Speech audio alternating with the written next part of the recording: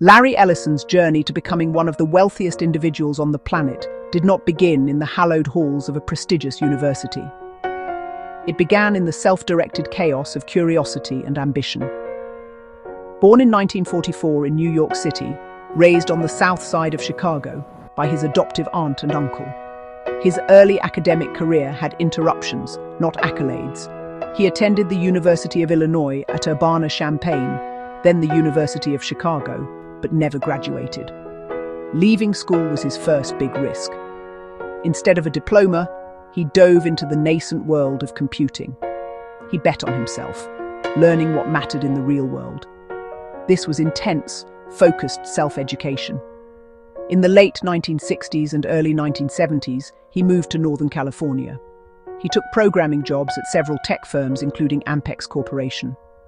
At Ampex, he built a large-scale database for the CIA, codenamed Oracle. The birth of Oracle in 1977 was not a sudden flash of genius, but a calculated capitalization on an idea not his own.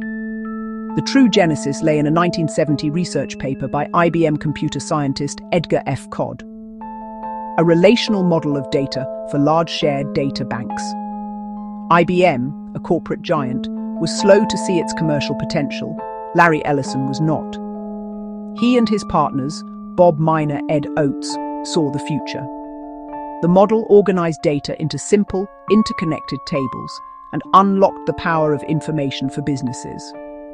The monumental risk, betting their entire venture, then called Software Development Laboratories, on an academic theory IBM had shelved. Their challenge was not just to build the software, but to build it for a market that didn't yet know it needed it.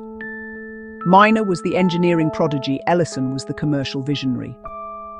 If they built a stable, commercially viable RDBMS, with a revolutionary product in hand, Larry Ellison shifted his focus, building a sales force with a conqueror's mentality. He understood a fundamental truth of business: the best technology does not always win. The best sold technology does.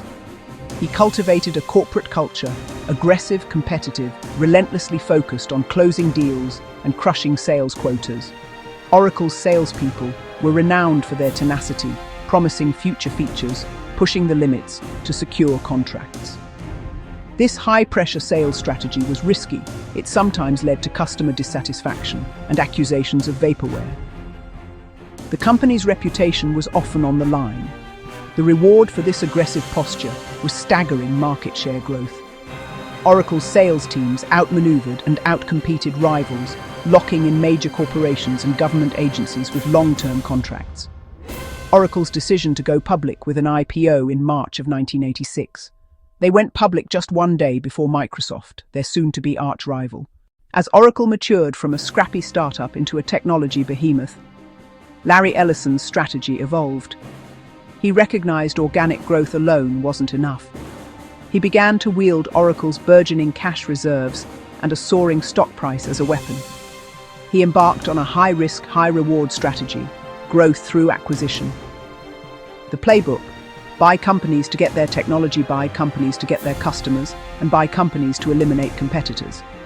Each acquisition was a multi-billion-dollar bet. Risk: integrating different corporate cultures. Risk: overpaying could destroy shareholder value and bog down the company for years. The most audacious move: the hostile takeover of PeopleSoft in 2004. It was a brutal 18-month corporate battle. Ellison pursued PeopleSoft with relentless determination. He faced fierce resistance from PeopleSoft's management. He faced scrutiny from regulators. He faced skepticism from Wall Street. The risk was not just financial, it was reputational. Failure could have branded him a reckless corporate raider.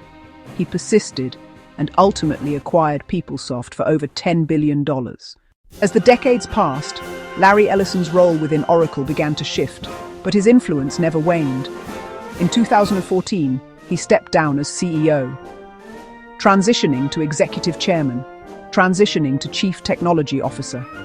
This was not retirement, but strategic repositioning. It was a risk. Founders leaving can spook investors.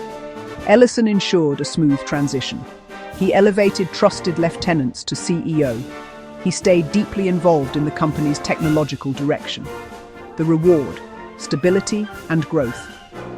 He could focus on product strategy, innovation. He entrusted daily operations to leaders he'd mentored. He diversified far beyond enterprise software. He became a global magnate. He made significant personal investments. He bought vast real estate holdings, most famously 98% of Lanai, developing it for sustainability and wellness. He invested hundreds of millions in Oracle Team USA Sailing, pursuing the America's Cup. He shifted toward philanthropy. Through the Ellison Foundation, he directed billions to medical research, aging research, global health initiatives. A different reward: applying his fortune to big human problems. His competitive nature stayed central, but philanthropy showed a desire for a broader legacy. He applied Oracle's problem-solving to longevity and disease. The lesson: calculated risk, relentless persistence, perfect timing. He didn't invent the relational database, but saw its commercial potential when others did not. He built a culture of competitive drive, pushing teams to win at all costs. He used acquisitions. He used financial engineering. Success at this scale isn't pure invention. It is forged by vision to spot a revolutionary idea, courage to bet everything on it, the will to outmaneuver, the will to outwork, the will to outlast the competition.